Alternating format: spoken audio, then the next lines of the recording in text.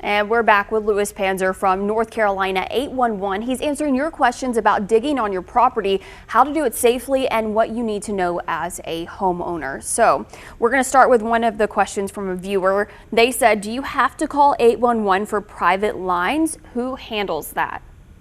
So private lines are 100. You can still contact 811 if you're going to do the work so that folks can be notified, because there may still be some other facility in conflict. But at our website, nc811.org, O-R-G, we do have a list of contacts for private line locators that do perform that function. And somebody else asked the question, why would someone not get approval from the utility companies? Right. So the utilities in this case, this has nothing really to do with any kind of permitting or for a project, anything like that. It's purely a function of protection of the lines and in you digging around them. So the utilities won't reject your request for calling when you call 811. They must come out by law and mark where their facilities are.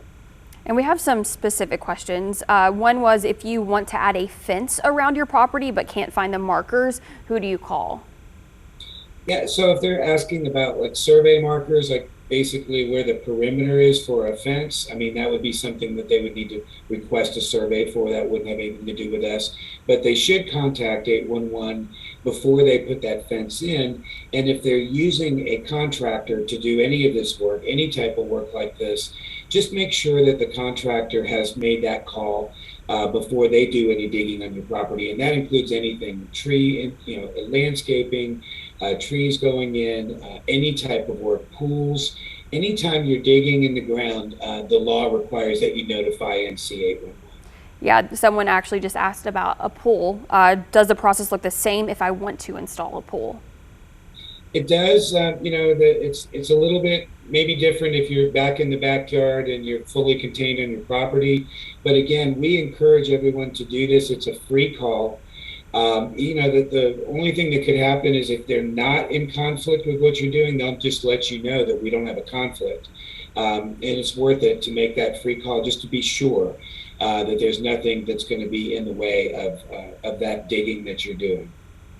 Another viewer texted in asking, where can you get the flags to mark your lawn? Right. So the white flags or paint, you can get them at any hardware store, Lowe's, Home Depot. It's just basically white spray paint. They actually sell specialized paint that you can hold upside down the can. It's what you see the locators using when they go out and mark the facilities. And again, you can just make a circle around an area or just use an arrow and say locate this spot. And that gives them enough information along with what you've given them on the call to be able to isolate those marks to the area that you're digging. Okay, awesome. What about this? Do laws require people to call 811 before digging? Yes, there's actually a state law that covers the requirements for the excavators, whether they're a homeowner or they're a professional excavator. It also covers the responsibilities of the utilities themselves, who are required to respond to those notices. And it also includes the formation of our organization, which is a nonprofit, the Notification Center, NC811. So this is all covered under statute. And, your viewers may be interested to know that we took 2.3 million requests Wow. just last year alone in North Carolina for digging. Wow, that's really awesome to hear.